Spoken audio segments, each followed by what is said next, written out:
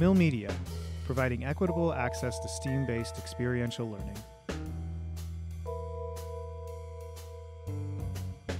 This is the Millin About podcast, and I'm Forrest. Kacey. And I'm Austyn. And it's Halloween today, guys. Yeah. Woo-hoo. I'm in costume. Austyn. I'm in my skin suit. Here. I'm cosplaying as a human today. Gotcha. Yeah. Nice. You're pulling it off pretty well. Yeah. I was a ghost last week. Mm-hmm. Yeah. You kind of got a little bit of Life Aquatic vibes. I get that with this hat. I Yep. think people see the red hat and they're like, yep. Bill I do Murray. like the waffle kind of texture. It's a nice touch. It's a very wonderful hat. Did you make it yourself? No. I bought it from Target. Oh, so you made the money yourself, though. If you were going to be a Life Aquatic person, Maybe not. Jury's still out on that. May have been student loans. Yeah. Oh, sorry. would you be? Was it Bill Murray, Owen Wilson? Who else? Was there another Wilson in that one? I've never seen that movie. Luke Wilson. Yeah, Luke Wilson's in it.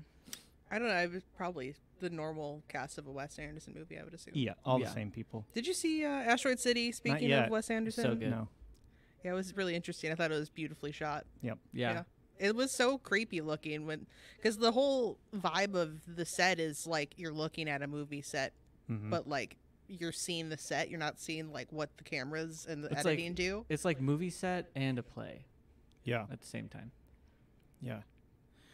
Super cool. I think like movie set stuff, kind of like we were talking about with Pimp My Ride. I just think that stuff is super fun.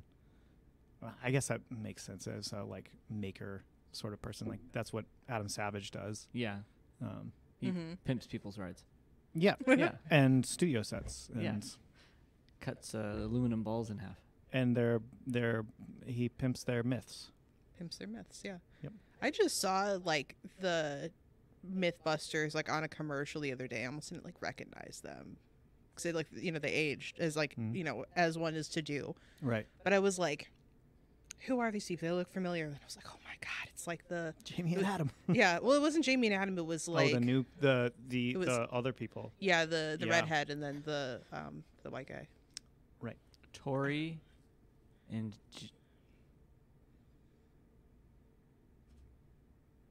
Tori's I the name that I do know. Yeah.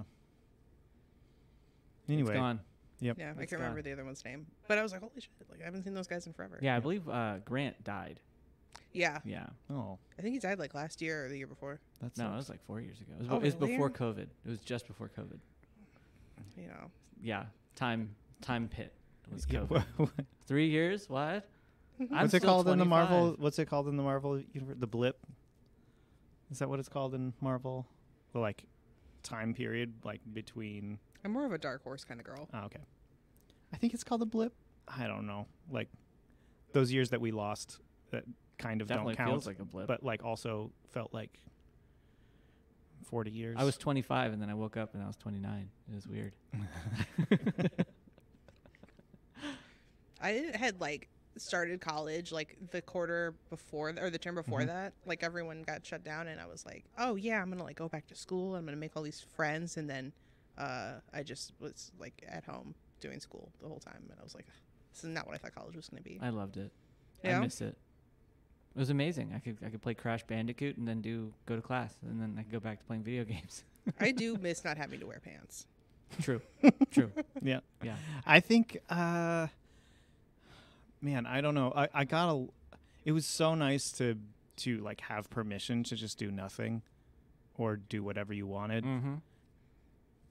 And I did just it's fine to be home all the time. But then I got stir crazy like everybody did. Mm-hmm. So I don't know. I think I feel this I just want all the nice things about it. The permission to just hole up and not be accountable to anybody. And also but also I don't want to not be allowed to do whatever I want to. Yeah. Sure, some structure. I think it's interesting giving yourself permission to not do anything, because I feel like part of being a maker, like in my psyche, is that I need to be making stuff all the time. Yeah.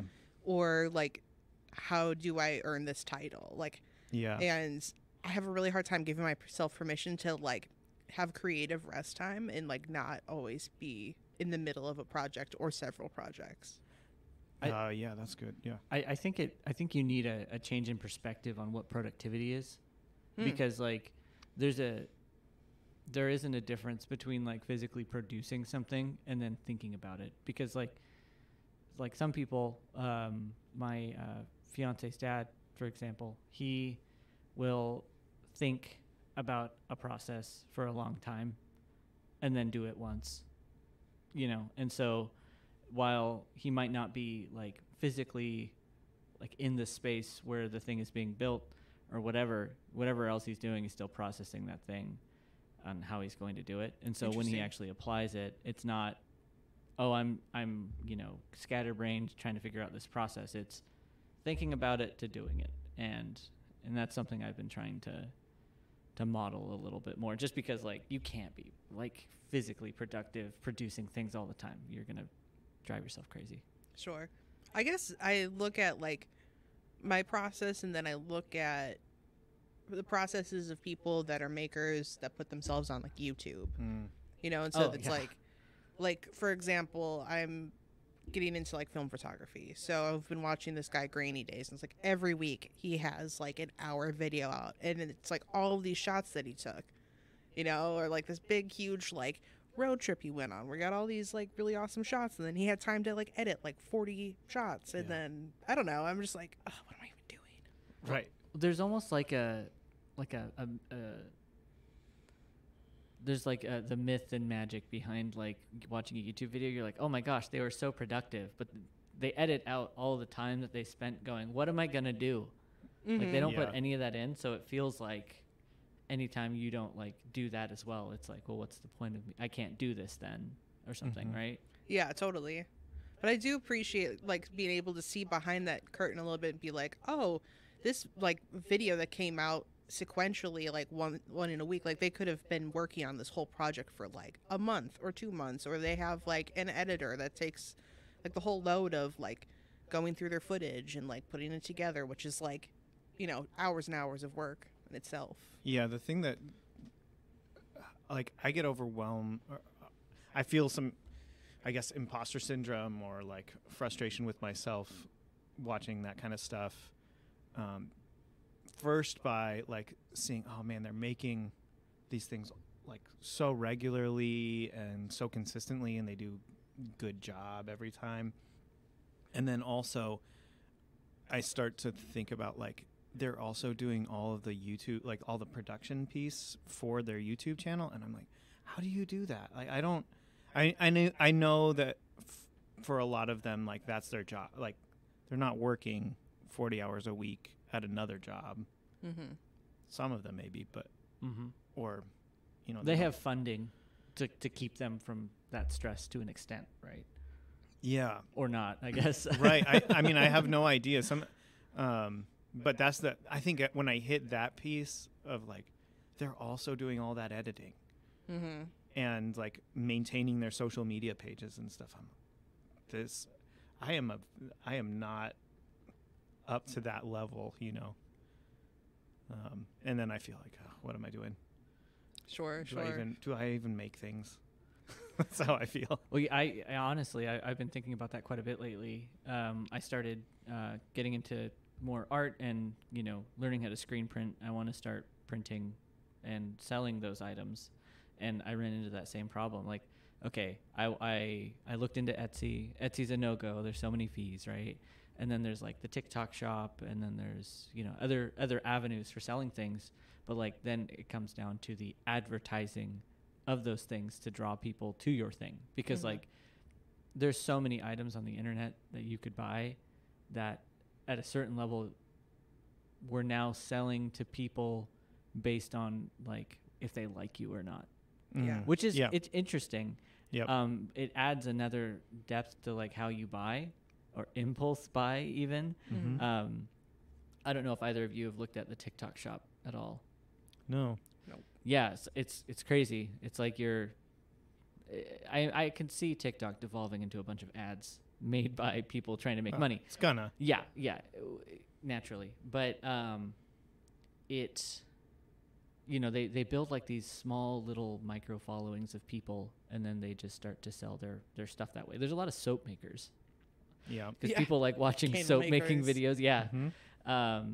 And I was talking to my partner about that. I was like, how do I advertise all of, you know, my art and sell it? And she's like, if I could give you the right answer to that, I would not be working where I'm working at right now. You know what, though? Like, this makes me think of a very specific person that I've been following for years. And they have this shop called Hinterland Empire. And it started in, like, I think it's Occidental California. And then it became 2, and there's now 1 in Northeast Portland. But their social media is just, like, they're always on it. They're so good. And they're, like, the most raw on the social media. And it's kind of like, I think, the prime example of, like, building a following that likes you as a person. And so that's how, like, you're selling stuff. And not to say that their stuff isn't worth buying if you like them or not, but, like, because they have, like, these really cool designs, and they work with, like, they do, like, their own printing, and they do some of their own design, and they work with some of their friends that are designers to make stuff, and they roast coffee and a multivariate. Yeah. But they post all day, every day online. So, like, people that are buying their stuff are, like, invested in this person as a person. Yeah. It's almost like you're seeing them play. And I have an analogy. So new Mario game just came out. Right. It's like this Wonder. Yeah. And so it's like side scroller, stuff like that. But they've changed it quite a bit from the original format, in that it encourages actually playing, like not fearing losing. So there's no time limit. Oh, that's super fun. Anymore. There's a lot of, like, things like perks or powers that you can use that keep you from dying in the game or having to restart. And whenever you do restart a level, it's really fast. Like, it's not like this, go back to the menu and then load, and then it takes you back. You know, you can go boom, boom, you know, just go right back to playing. And I think that you can take that idea of creativity in the same way. If you're not playing and not fearing, or sorry, if you're having fun and playing and not fearing that failure or not doing something correctly, you're going to end up making more genuine art out of it over time. So, like, if I'm trying to draw something on paper versus Procreate, I'm going to be a lot more scared, I guess, with paper and pencil versus, like, Procreate, where I can just double tap and undo whatever I'm like, oh, I didn't like that, never mind. 100%. And I think there's, like, really cool things about drawing digitally, like the color matching if you're, like, using, like, reference photos or something. And it, like, your whole point about Procreate reminds me of this project I did when I was in graphic design school, where I was, like, designing this label, and I made this, like, really cool, like, Fox illustration that I was proud of. And I don't think I would have been able to, like, calm myself enough to get to that point if it, like, the stakes were as high of, like, if I bleep up this hair, then I'm going to have to just get a whole new piece of paper and start over. Yeah. I appreciate that, like, kind of low stakes. Absolutely. Take the pressure off. Yeah. Yeah. For me with the digital, like, I still struggle because I think a piece of paper, I, for some reason, feel like the stakes are lower. It feels more like ephemera, like I can just throw it away. But if I do it on my tablet, then it, like, I don't know, it doesn't, like, it feels like I'm doing something more serious because I have a expensive piece of equipment that I'm doing it on. Do you feel like that's because, like, if you make a mistake, you don't know how you might fix that?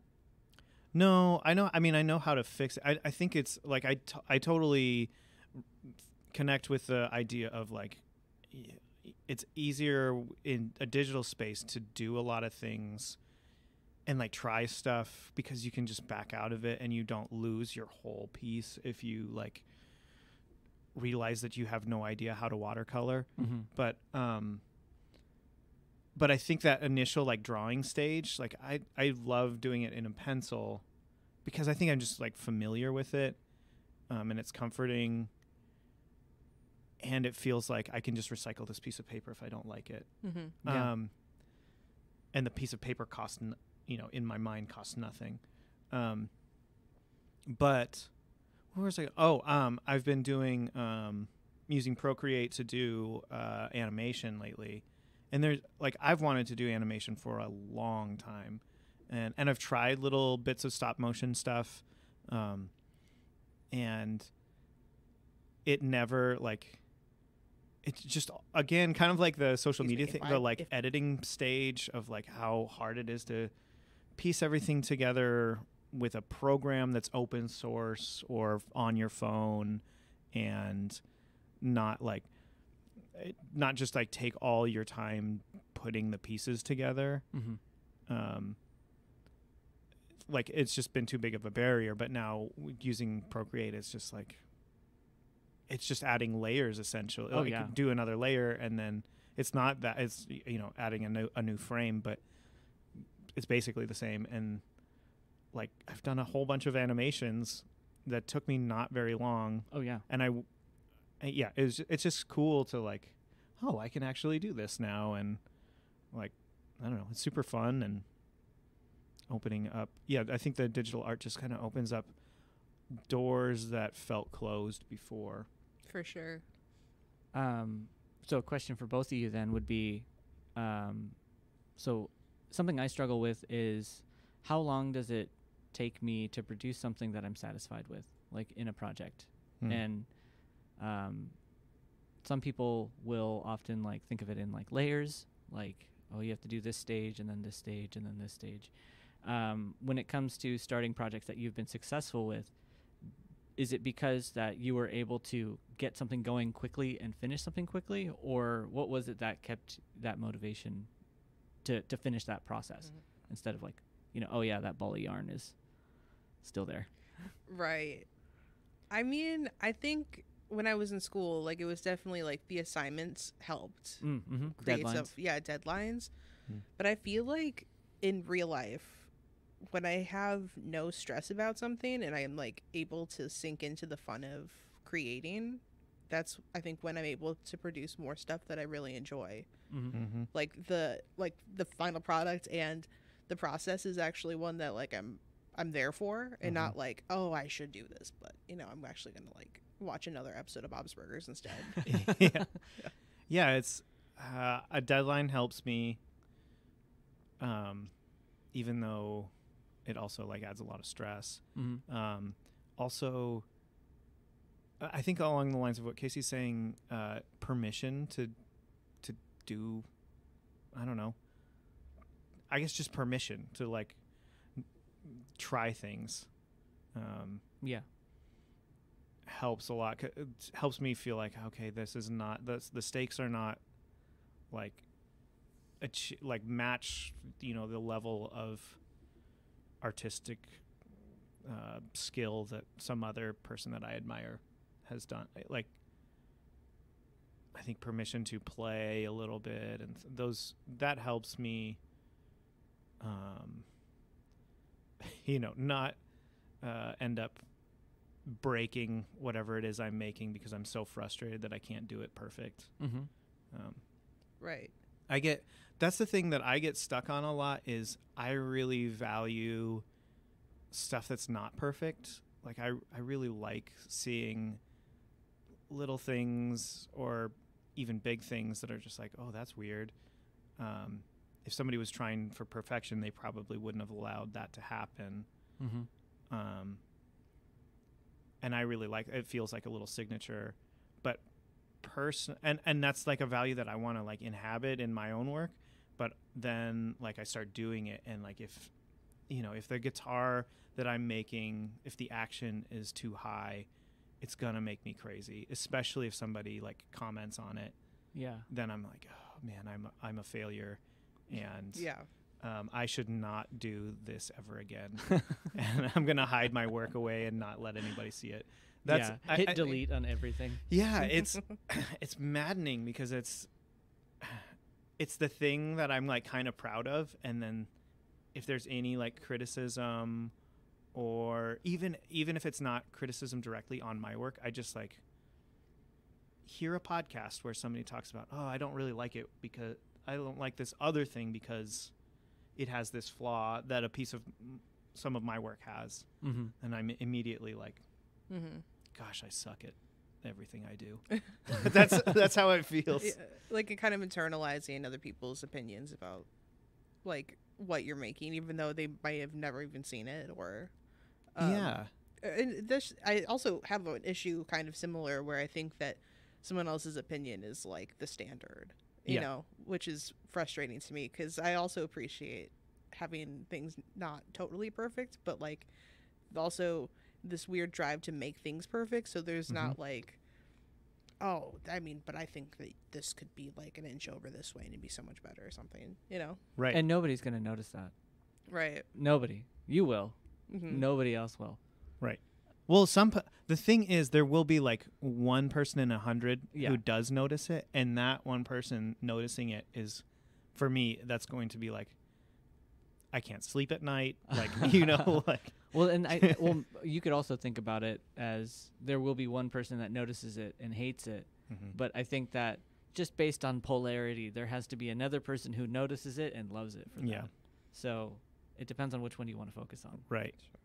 And I've heard things like negative feedback is just really sticky. In your brain. And I don't know if you guys do this, but like positive feedback from me a lot of times is hard for me to internalize as like take it in that same type of way. A lot of times it'll my thought process will be like, I'm glad that they liked it. They're also probably just patronizing me, or, you know, they have to say that they like me. Or, you know, they just don't know any better. Yeah. Sort of a thing. Like, there's always a reason why for me, the like compliment doesn't mean as much. And I think there's some value to that a little. No, like it does. No, there's not. Well, for me, it does a thing that like pushes me. Sometimes it does a thing where it pushes me to try hard the next time. Yeah, I reject that only because I deal with the same issue. Yeah. I've started to talk to myself like I'm talking to young me. Yeah. You know, as in like a paternal sense. Like, I'm proud of you. So you patronize yourself. No.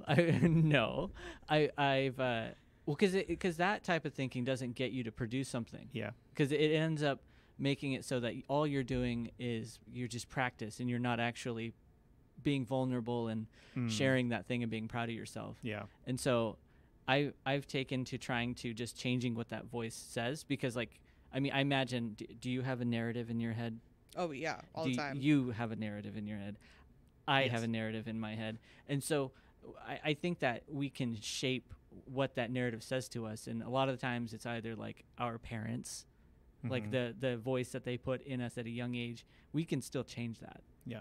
And so, and it's conscious. I have to like stop myself from doing that exact, oh, they don't mean it. They are just saying that because they don't want to hurt my feelings. I have a partner that is very honest with me. And so when she compliments me, it is a compliment. If she doesn't like it, she will tell me. Yeah. And so I've kind of like taken that, like, okay, because like in the past, like, you know, somebody tells you, like, oh, I don't like it. And you go, oh, my feelings are hurt. I'm going to throw it all away. And it's like, no, that's okay. But I think that we can, when you make something, like, it might not be the best, but you can still be proud of it. Yeah. And you can, I think, just try it. Say, I'm so proud of you, Forrest. Say that in your head to yourself. Yeah, we don't want to hear it. Yeah. Keep that to yourself. I can't say it right now. But just let me plug my ears real quick. Let me go vomit. But I think that we could all stand to like actually compliment ourselves. Yeah. When in a moment where you would normally go, you're so dumb, or this is so stupid, instead go, you're so smart. I would also like to learn how to take a compliment sometimes, because I feel like because no judgment, it happens to me too, but I feel like I'm setting myself up for disappointment all the time by like not being able to just be like, thank you, and like take it for what it is. Gritted teeth. Thank you. and like be like, okay, I did good. That was nice. I felt good, and just like, you know. Yeah. I think that's been something that I've worked on a little bit, is trying to take compliments. I think it still feels like I'm playing a role when I do that. I don't feel like I've quite gotten to internalizing it all the time, I don't think that you can take colloquial you will be able to take a compliment unless you can compliment yourself. Right. And yeah, I think that's right. I think I get there sometimes. It just doesn't, it's not something that I've done a great job of practicing. I think background wise, it's just like I came up in a idea of like, you're never good enough. Like everybody's kind of just like, you're lucky to be, I have like great friends and stuff. I'm not trying to like get really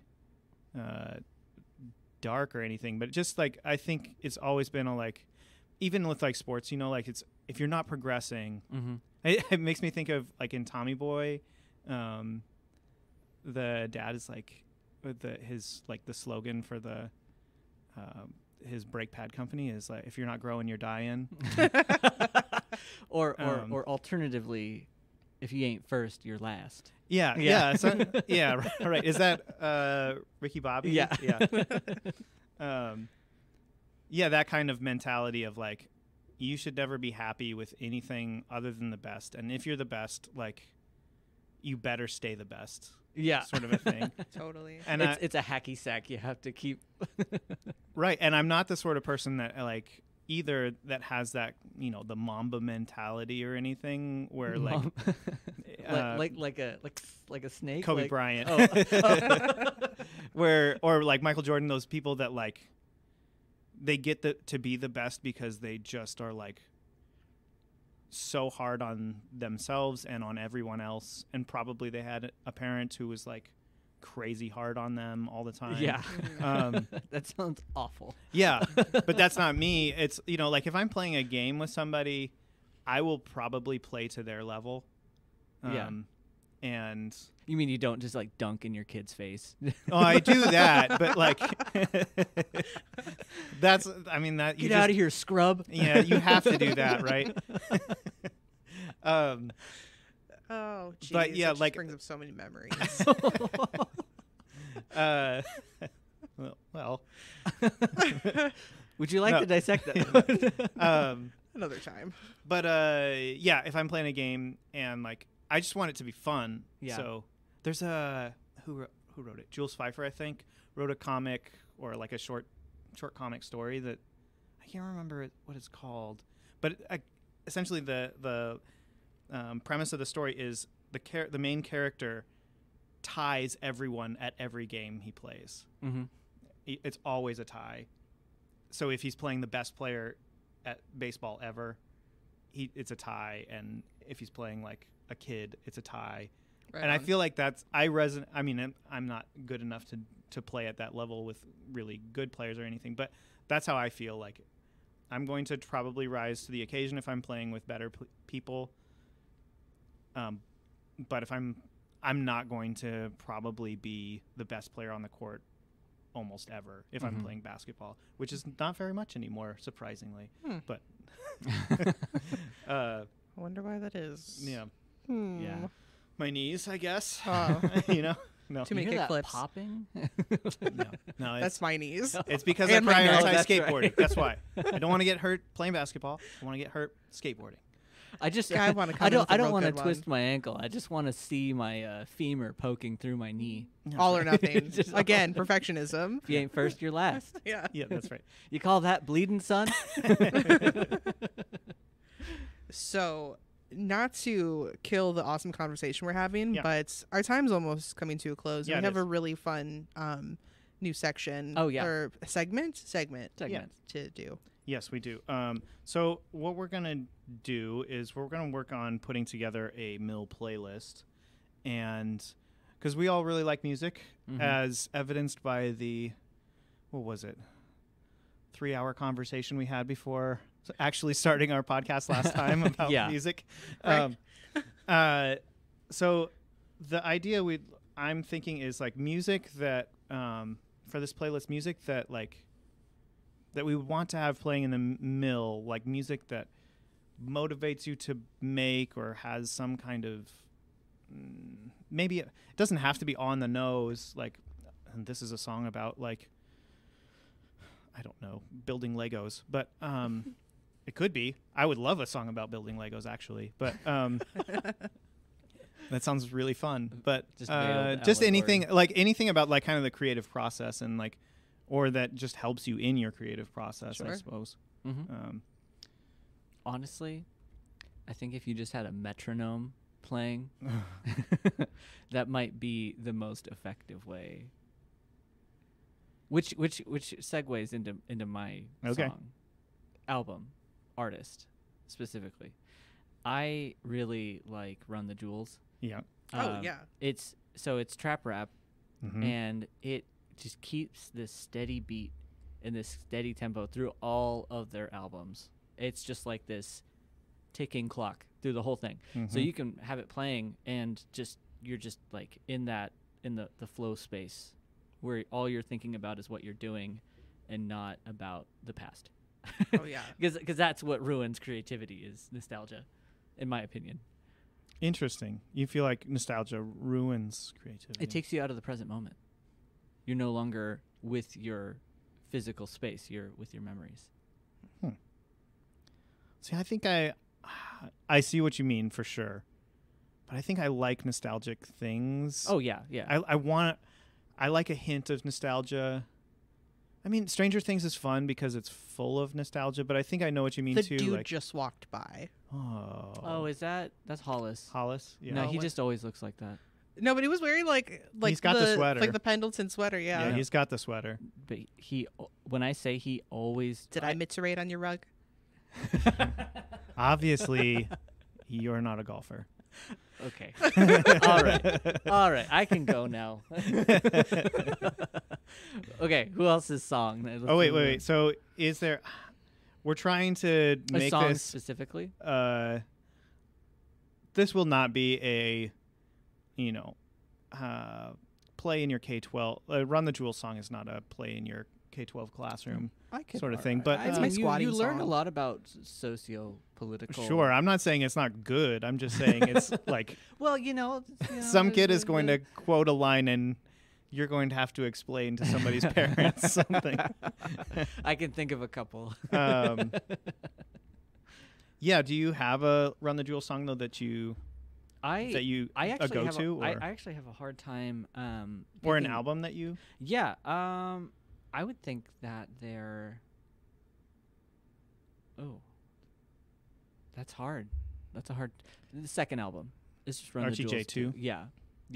That's a really good one. I think that's like their entry album, and then everything else is great. It's just I really like Nobody Speaks off that album. That's a great. That great one song. gets me pumped. Oh, absolutely.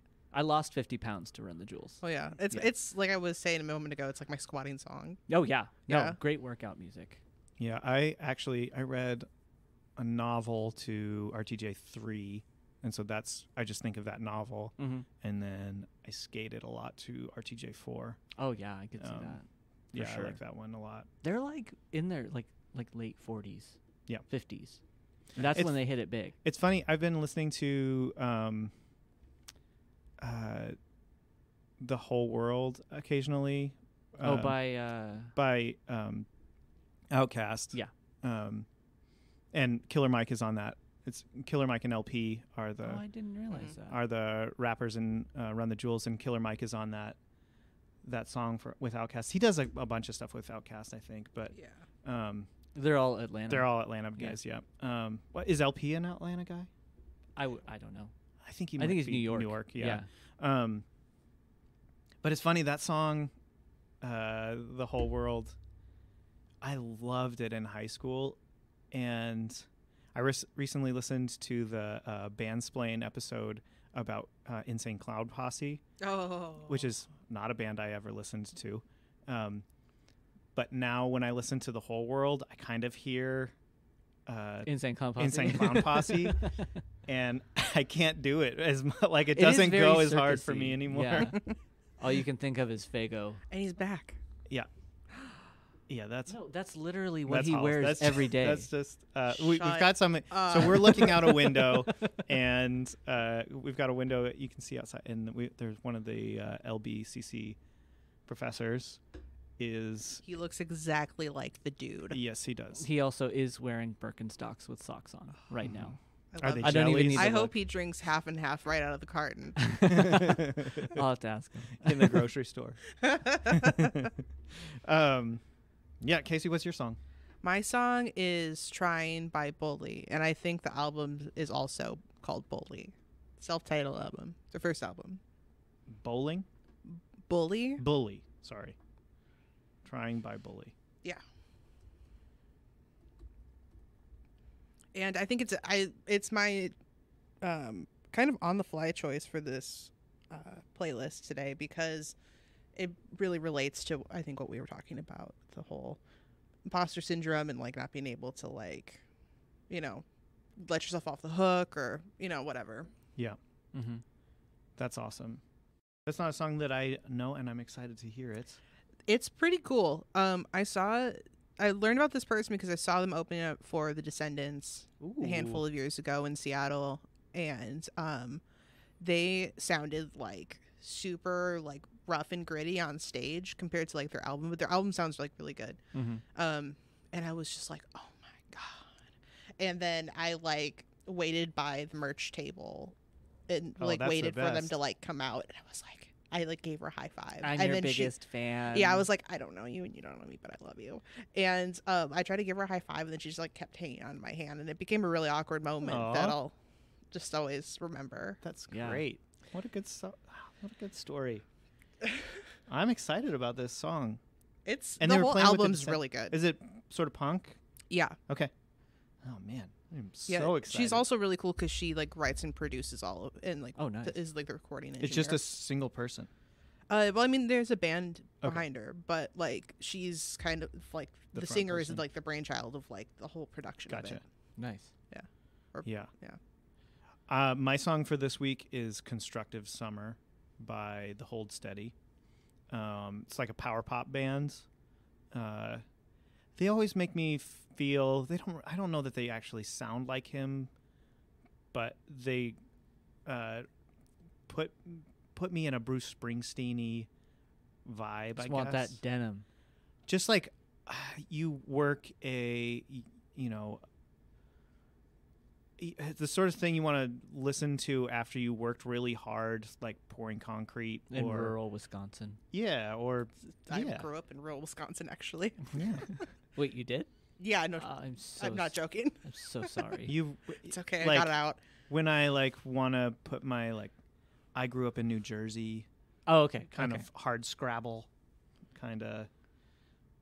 I don't know. Yeah, when you want to feel that way, or Yeah. when you do feel that way, maybe that's when I listen to it. But the lyrics are, they're just great. Like, we're gonna build the chorus is like, we're gonna build something this summer. What's it like? With love and trust and friends and hammers. I listened to this song when you'd put it on the script for this episode, and I was just elated. Like, I thought it was so much fun. Yeah, it's a banger. It's so good.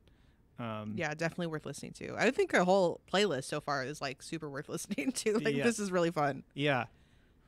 Maybe we can like curate a playlist Mhm. with more singular songs. So I don't want to throw a whole album on. A Yeah, playlist. I think That's we'll the pick worst. a Run the Jewels song. Yeah.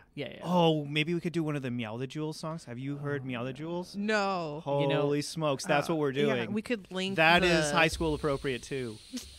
Can everybody hear that? Can Yeah. I just wait, hear my. Yeah, look for the playlist in the description of this episode Yeah. and for future episodes because we'll just keep growing it. And I believe we could just, from our own Spotify accounts, add to it, right? Yeah. If it's an open playlist. Yeah. Possibly. Yeah, we can. I think Cool. so. Cool. Yeah, so I think that'll be Meow super the fun. I sometimes, so I've actually stopped doing this, but you know, you can click like this is insert artist, right? Yeah. I've stopped doing that with Run the Jewels Uh-huh. because like It's all Meow the it's all Jewels. meow. There's so many remixes that I'm like, no, because I'll like be in the middle of something and I'm like, what the heck is that? Is that a cat? Mhm. Oh, so it's just like cats meowing to the lyrics, or Yes. Cats meow the whole lyric. what? I mean, it's. I would own the vinyl. I would It's buy the so vinyl good. to say I had it. That sounds but like I would so not much fun. listen to it. Yeah, right. Yeah. But I think in a single dose, you know, In a singular dose, yes. I think that's the sort of song too. Like, I mean, I love Run the Jewels, and like the beats and everything. Like you said, it's like a metronome, and you just like Yeah. it just pushes you forward to do squats or yeah, try really hard to blunt fakie or whatever it is. But then with the like playfulness of the cats meowing, I think that's a nice thing to like. I really like pieces of art that are like that. I don't want to, again, like you said, like I would own the record and never listen to it. Or, sort you of know, thing. once. Yeah. It's like, I just want to know that this exists, and I thought it was worth buying, and it just because it makes me laugh. Well, they did a whole run of it too. There's like a whole different like vinyl pressing. They have like a completely different cover, and yeah, it's all endorsed by the band. Awesome. And just a reminder to like, hey, this isn't so serious. Like, Yeah. I think Run the Jewels lyrics are like sometimes really intense. So to have like a cat just meowing at you, It's pretty hilarious. those pieces, it's like, oh, this is just delightful. And I think one of the reasons I like that group so much is it's like the extension that of like Rage Against the Machine that never happened. Yeah. Yeah. Yeah, it is. The singer of Rage Against the Machine is Yeah, very much a part of that. he's yeah. Why can't I think of his name? Zach De La Rocha. Zach De La Rocha. Yes, he's on. What is it? The Snow one. I can't remember. I think he's featured on at least one or two tracks on every album. That's great. Yeah. Yep. Sweet. This is gonna be a sweet podcast, or it's gonna be a sweet podcast. This is gonna be a sweet podcast, guys. This is gonna be a really good playlist, though. That's what I'm excited Wait, about. touching on the earlier topic. Yeah. Yes, Forrest. Yeah, You It did is. great. this is a sweet podcast. Forrest, you are a podcast. They're so positive on hero. Adventure Time. You have to be so positive. Oh yeah. Okay. So today is I'm dressed as Finn from Adventure Time. Old Finn. Old Finn from Fiona and Cake. Mm-hmm. Since we don't have our meeting, a question that I didn't want to miss today was,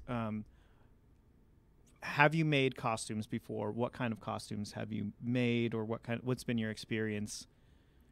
Cosplay, but maybe specifically to Halloween. Okay. Do you have favorites or like classics? So when I was younger, apparently I liked to dress up a lot. Mm-hmm. I can think of a couple. So when I was a little kid, like toddler to becoming kid aged, apparently I had a a ladybug costume sweet. that I would wear every year. Store bought or one you made? Store bought. Uh-huh. Yeah. And then in second grade, my mom made me a SpongeBob outfit out of a cardboard box. I'll have to find the pictures of it. But That's awesome. it was pretty good. That's sweet. For what it was, you know. It was this huge cardboard box. It was like a TV box. Mm-hmm. Well, no, probably not a TV box. The TVs were much bigger in that era. Mhm. Forget I'm old. Yeah, and so my arms were just kind of sticking out of this cardboard box with SpongeBob on my chest of the cardboard box. So I was just kind of running around there. That's in great. second grade. And then what was it? In high school, I did some Rocky Horror Picture Show stuff. That was lots of fun. Nice. Oh. I actually just saw Rocky Horror this last weekend. It blows my mind. You've just now seen that. That's Well, I mean, I've seen it a million Oh, times before, okay, but okay. like I went to go watch it. Oh, really? Yeah, Nice. yeah. It was just I'm the one that's never seen it. That's right. that blows my mind still. You're the sorry. weirdo. I'll do it. I'll do it. I would be interested to see how you react to it. I think I'm a little nervous at this point. Like, I've heard a lot of stories, and I would say the first act of it is fantastic. Mhm. The second act, I always fall asleep during. Yeah, you It's really long. only need to see up until that one song where Janet and Rocky get caught in Rocky's little rainbow bed. Oh, when they get seduced by Rocky? No, sorry, get Well, seduced by what is by it? The Dr. touch me, touch me, Frankenfurter. touch me. You know that song. Yeah. That's when Dr. Frankenfurter seduces both of them. Oh yeah. So, I think up until that point, because I remember sitting through the movie this time and I was like, wait, I don't know what happens. Yeah. I think it feels a little bit like what it must feel like for somebody else to watch either like Monty Python and Holy Grail or The Big Lebowski with me now. Got to Like, admit just- something. I'm sorry to cut you off. I hate Monty Python and the Holy Grail so much. Okay. That's fine. But I love The Big Lebowski. yeah. I could Well. see why somebody would hate Monty Python. It's just I don't get it. I don't get why it's funny. Well, did you watch it when you were a 13-year-old boy? No, I still haven't fully like made it to 13-year-old boy yet. Okay. So maybe then I might find I it. think that'll help you clarify. But I like, think I will be 13-year-old disconnect boy your about frontal next lobe. week. So disconnect your frontal lobe and steady diet of nachos and I'm hungry. what would it be? Some kind of like granola bars, and you'd Like also Chewies? need to be in the 90s probably. I mean, it came out in the 70s, Sure, but right? I mean, to experience the delight that Forrest experienced, you'd need to a lot of root beer, Oh. and What, like mug, AMW. I think I like Barks.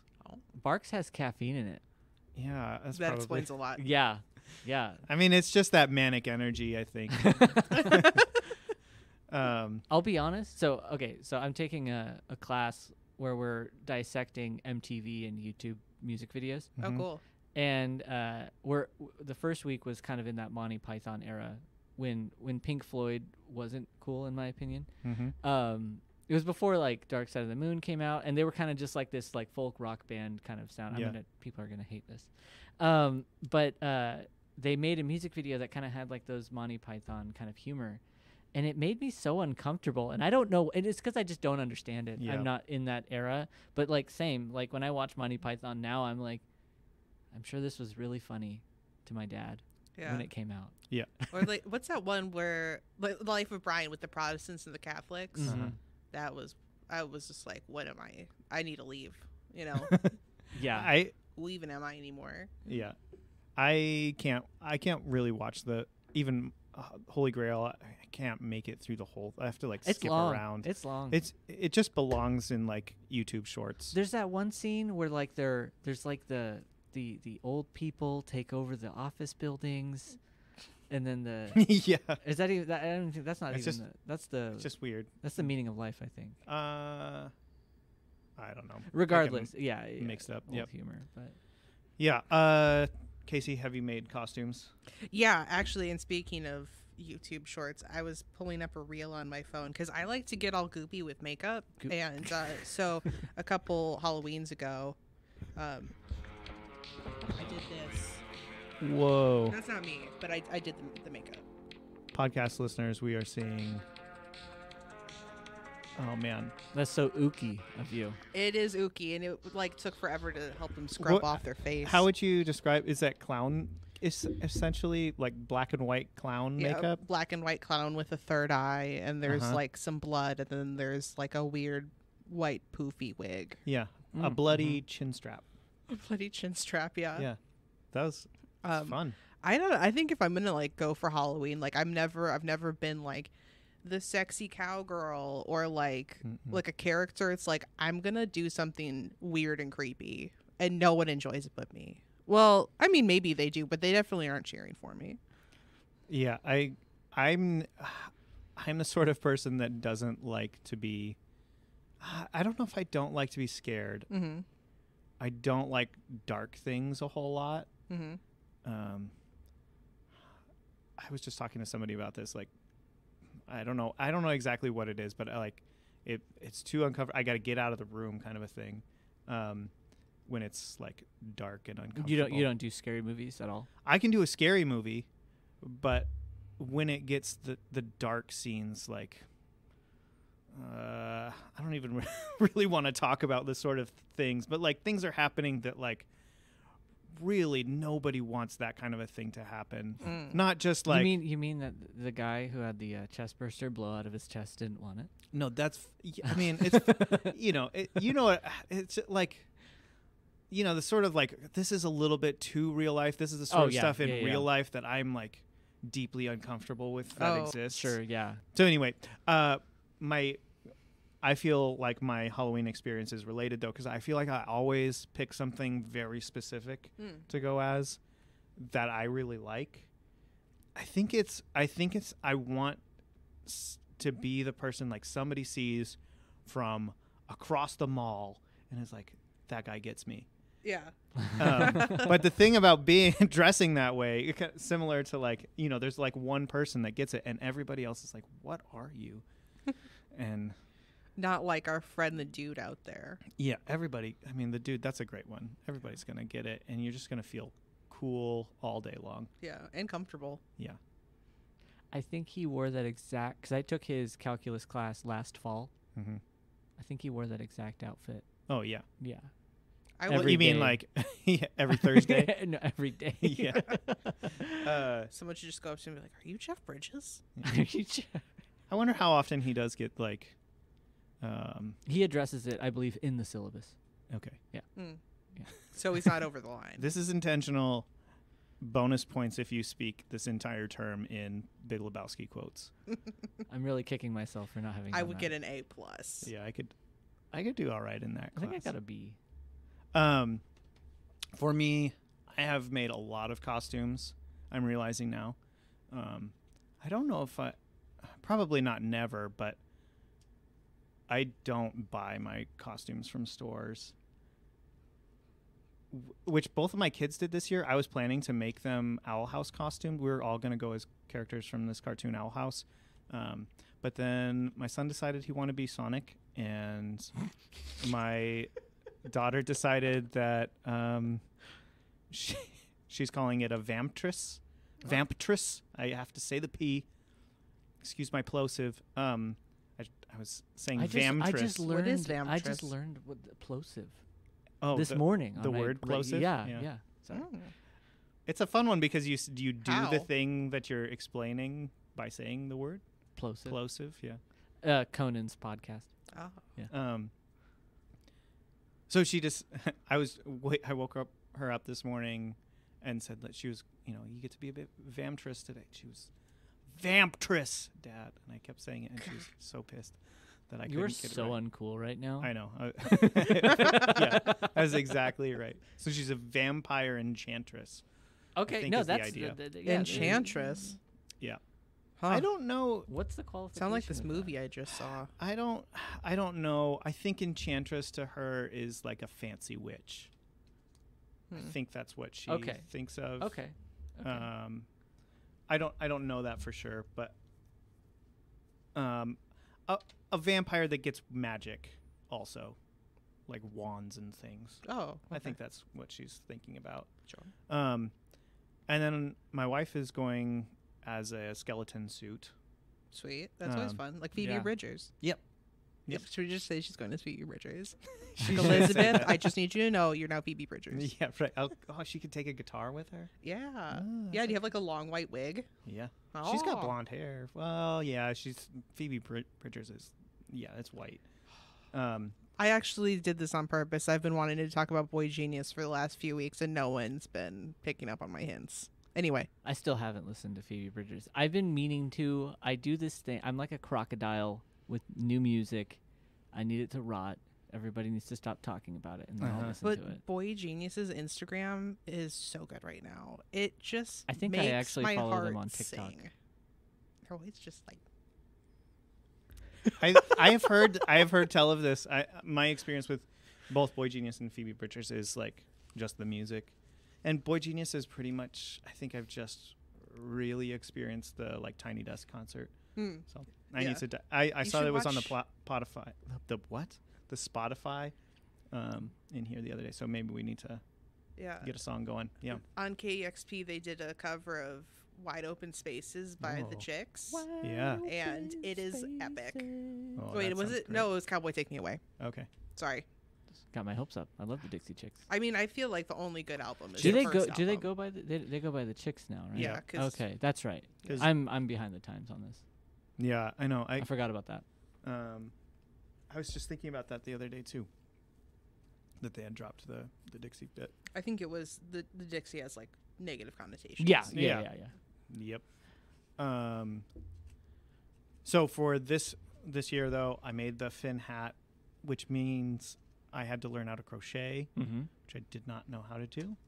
And Turned out. This is your first one? the first one, yeah. Oh, that's awesome. What I'm pretty proud of this. The actual hat is like this big, and I had to, I like pinched it and like basically sewed a pleat kind of a thing to fix it. Because if I didn't, it just looks like a was it Ballister's wig? Like a Oh like yeah, I'm, yeah. in a Lord of the Law. Yeah, right. Yeah. That's what it looks like Quaker. otherwise. Yeah, but yeah, I picked the wrong yarn to knit it out of or crochet it out of. Did you do like too small or too big? Too big? Too big. Okay. And my needle was a little bit too small. Yeah. Yeah, you'll get the gaps. So and yeah, it just was a pain. It kept getting stuck and stuff, but I made it through, and it kind of works. And How so I'm long pretty did it proud. take? Yeah. I started. It's been about a week. Cool. And yeah, so I'm proud of myself for having got that done. I will see how much of the crocheting I retain, but it was super fun. It's the sort of thing that I've like wanted to learn for a long time and Nice. haven't had the excuse. I think there's been a lot of like Halloween related learning how to make a thing for me. Like, oh, I got to do this bit of like, I got to have a stubbly beard. So for a costume that I'm not super proud you of. have to learn how to shave. Well, this was in high school before I could grow beard. So we did egg whites and coffee grounds. Oh, fun. Oh. Did that itch? I think it did, but it was really effective. It looked pretty good. Yeah. Again, I'm not going to talk too much about that costume because I'm not super proud about it. But I thought that piece worked well, and I've learned a few things. It's nice. Halloween's kind of like a deadline, right? It like you have to make, if you're gonna do a costume, you have to make it by that time. Mm-hmm. I think that we should take Christmas and turn it into Halloween too. Yeah. Yeah. Ooh. Yeah. We should make a big Krampus for the window. That'd be cool. Yeah, big paper mache. We could get the mannequins back out. Big Krampus and Jack. Could have Jack, King of from Nightmare Before Christmas. I have a hot take on that movie. Oh, Yeah, I don't like it. okay. Yeah. Why? I fall asleep. Oh. Every time. So it's just relaxing, and that's why you don't like it. Yeah, maybe it's the what's his name? Danny Elfman. Yeah. The oboe playing and the bassoon That's how playing I in feel about tandem the puts me Fourth right to Element. sleep. What was that? Fifth Element. Fifth Element? Yeah. Did I say fourth? Yeah. That's how much it makes me Fourth fall asleep. I Element. don't even know what it's called. Awesome. Well, is that gonna do it? Have we done it? We haven't gotten back to gold or garbage. The chalkboard is still in here. Still has a dent in its face. It adds a je ne sais quoi to the space, I think. Yeah. Yeah. It like feels a little bit primary school in here with it. Yeah. And it's a little bit Comforting. lighthearted. Yeah, comforting. Yeah. Especially below the yellowing banner, you know? And because it's the green chalkboard, not a black one. Mm-hmm. Yeah. I think if it that's was a black classic. chalkboard, I would feel a little bit oppressed by it, I think. Yeah. But So I think it's staying for now. for now, I think we could probably We should do put better a with we this should draw wall. a face on it. yeah. So, and then give it a name, Mm-hmm. and then we'll take care of it. I think we are gonna try. I would like to do carving pumpkins today with our Shaper Origin Ooh, fun. and just carve. Oh, it's going to make such a mess. No, it'll be fine. Our Shaper Origin is a CNC machine that you push around like a pumpkin. yeah, and we'll carve pumpkins with it. Do you need like something to, like, Not fold the carve. pumpkin? we're going to take blocks of wood and cut the shapes of pumpkins out. My with it mind went Oh. straight to, we're Yeah. going to take a pumpkin. and put the Shaper We're gonna Origin write- on it. That's oh my what I heard gosh, for that sure. would be amazing. I mean, that would be so funny. But yeah, I'm not gonna ruin our fancy machines with that. Just make some little decorations, wooden decorations of pumpkins, Cool. and call it carving pumpkins. Yeah. I got some. I think I left some pumpkins in here the other day, like a week ago. Yeah, you did. Yeah, So we could carve those too. We could smash them with a hammer. that'd be so Go fun. Gallagher on them. Yeah, but maybe like hopefully like it won't bounce off of the pumpkin like it does like the trunk of the car or whatever. Yeah, the bumper. God, did I just bring it all the way around? And end podcast. Scene.